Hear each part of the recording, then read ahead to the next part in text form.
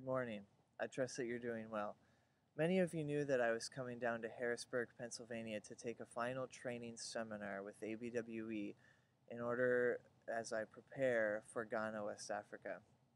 And Lord willing, the way that God is providing and bringing everything together, I'm really excited about it. And I'm planning to be in Ghana within the next several months, maybe January or February, just depending on how things come together with my resident visa. So that's something that you can be praying for me about. But the ABWE headquarters international is right here behind me, and it's really amazing to see how God is blessing them. And as I've been taking the training seminar, we started on Wednesday, and this is Saturday, so we've had a couple of days of classes already, and I have another week to go, and I'm really excited about how the courses have been going, and all of the administrators and people that I've been able to meet with and have lunch with and ask questions just about field experience and what would you do in this kind of a situation scenarios. It's really been incredible and invaluable, really, to be able to just gain from the wealth of knowledge that is here. And it's really exciting for me to be able to come. I know that because Harrisburg is so far away, I don't get to come down here very often, but even nowadays with just being able to keep in contact with people, it's great to be able to build relationships with new people and then to be able to ask them questions and continue to gain from them down the road, even if I'm not here necessarily. But I wanted to share with you a little bit about what's going on. I know it's been a little while since I sent out an update. I think it's been about 4 weeks, which I don't usually do, but it's been kind of busy. And I just wanted to share with you a little bit about what God has been teaching me, some prayer requests, and some things that have been going on. Those of you who follow me on Facebook, you would know that when I left Canada a couple of weeks ago, some stuff happened and things were coming up that I just couldn't even believe that it was all happening. And many of you are wondering, well, what was that? What was going on? We don't know anything about what was happening. And so I want to share a little bit about that with you. When I came down, well, actually, I'll start with this. A couple of weeks ago, I keep going back to the Psalms in my devotions and reading a psalm here and reading a psalm there.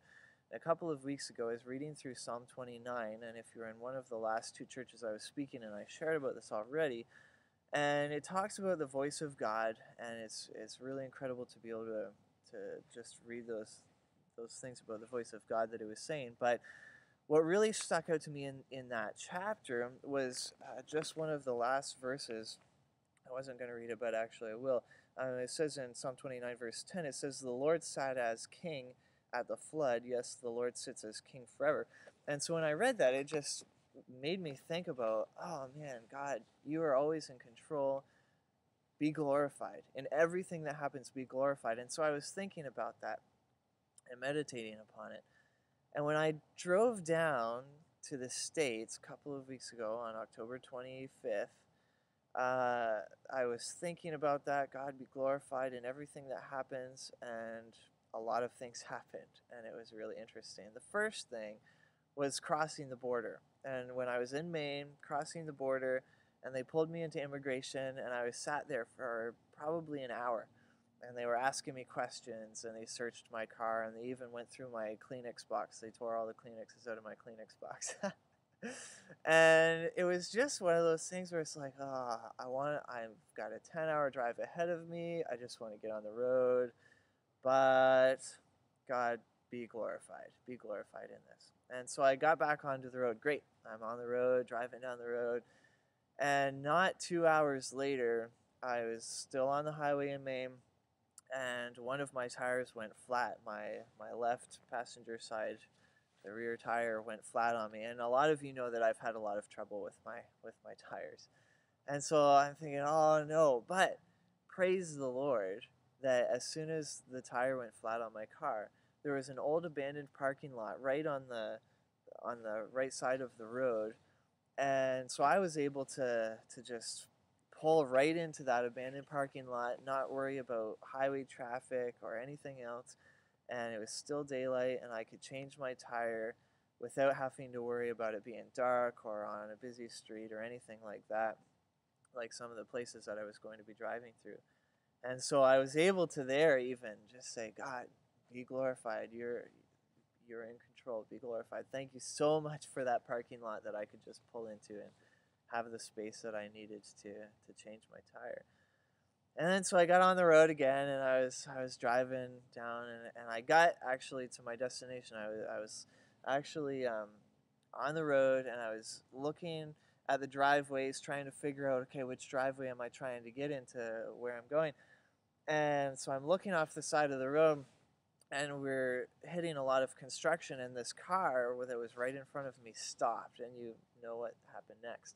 So I'm looking out here, and I looked up, and then I saw, oh, this car stopped. I slammed on my brakes, and I tried to turn the car a little bit, and even with that, the corner of my bumper hit the corner of his bumper, and this was 9 o'clock at night or something like that.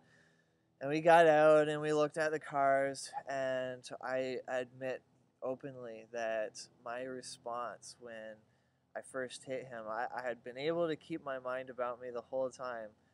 And as soon as I hit him, I wasn't in Canada, I was in the States, and insurance and all that, just having to deal with everything. My reaction was not what it should have been. And so the Lord really challenged me with that. But even with all of that, the Lord really just helped in such an incredible way. And we looked at the cars, and there was absolutely nothing wrong with either of the cars. There was no scratches on either of the bumpers, and just the Lord provided once again. And so, God, be glorified. You are in control. You were the king at the flood, and you are the king now. So that was all the things that happened to me as I was driving down. But I also just wanted to share with you kind of what God has been teaching me lately. Just yesterday, I was reading in Psalm 31 because I had gone back to the Psalms, and it said in verse 21, it says, "Blessed be the Lord, for he has made marvelous his loving kindness to me in a besieged city." And for me, that passage really just stuck out because when I think about a besieged city, I mean, what is a besieged city? A besieged city is something that you have got a city that might be surrounded by a wall, most likely surrounded by a wall, and then you've got an army, and this army comes up, and this army encamps against you, and they surround your whole city, and they cut off your food supply, they cut off your water supply, and they cut off your ability to call for help, basically. And they just sit there and they wait. And eventually, what happens? You run out of food, you run out of water, you run out of supplies, and you get discouraged because you can't get help. And in a situation that is hopeless and absolutely pretty much coming to the end, where if you're so weak, you get to the point where you're weak and can't do anything, then you either surrender your city to the army, or they come in and just defeat you completely and entirely. And so really a situation like that to me is a hopeless situation. And yet David is writing here, and he says, even when the city is besieged, even when I'm in a besieged city, God, you have made marvelous your loving kindness. You've made marvelous to me your loving kindness. And so I was thinking about that, and it's not that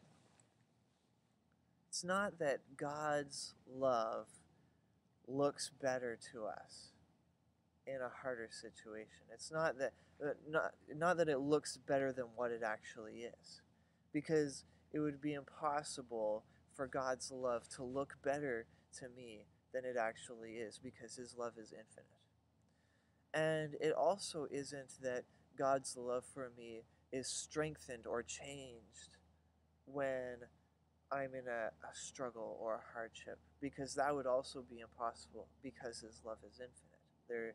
There's no way that God could love me more one minute than the next. He loves all of us with an everlasting love, as it says in Jeremiah. And so really when I was thinking about that, I was just thinking about how sometimes I can so easily find myself in a situation that seems absolutely hopeless, or things might not go the way that I thought that they would, or um, I just don't understand what is going on. And yet, even in those situations when I'm weak, when I'm tired, when I have no strength left, when I don't understand and I'm confused, God's loving kindness is made marvelous. Because even in those situations, God still loves me, and He reveals in so many other ways, so many new ways, just the amount of love that He has for me. Not that He loves me more, not that His love changes, but just that He makes it marvelous, that I can now see a new aspect of God's love that maybe I couldn't see before. And that's really just been an encouragement to me, and I hope that it's an encouragement to you. And just some prayer requests that you can be praying for me about. I know that I'm here until next Saturday, and then I'm going to be traveling again. I'm heading up to Ontario and visiting some churches and people in Ontario, and so you can pray for safety on the roads.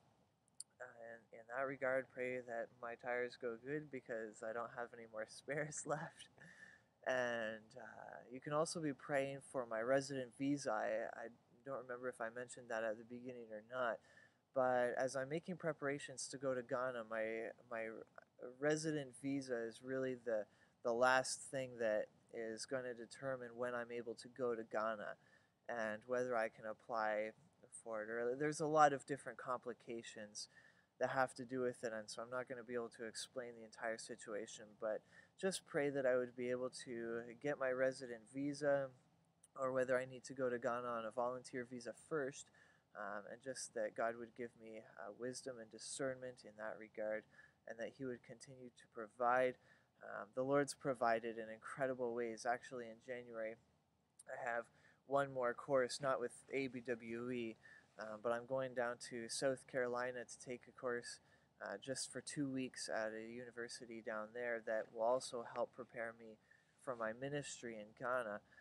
And there's a church down in South Carolina, an hour and a half from this university where I'm going to be, that they have contacted me a couple of weeks ago, and they're giving me soccer balls for the soccer ministry that I'm going to be involved with in Ghana. And so because of this course and being able to go down to South Carolina, I'm excited because I'm going to be able to visit this church now. And it's really just awesome how the Lord brings things together and just provides. And so thank you for your prayers. Thank you for your support. I'm 85% of the way there, and so Lord willing, I'll be able to get the other 15% just before January or by January so that I can go. And please continue to pray for me. Thanks so much. Lord bless.